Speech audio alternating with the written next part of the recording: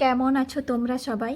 আমি তনুশ্রী। খুব খুব ব্যস্ততার মধ্য দিয়ে যাচ্ছে দিনকাল, তাই তোমাদের সঙ্গে গল্প করতে আসতে পারছি না।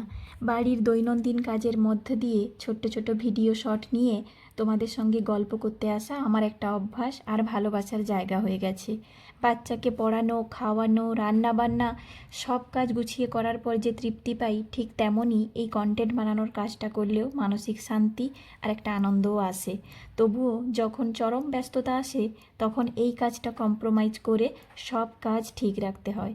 হোক, এভাবেই চলুক আমার ছোট্ট ভালোবাসার কাজের জার্নিটা। বর্ষাকাল চলে এসেছে, গাছগুলোতে আর হয়তো সেভাবে খাওয়ার দাওয়ার দিতে হবে না, তাও একটু চাল ডাল ধোয়া জল দিয়ে দিলাম।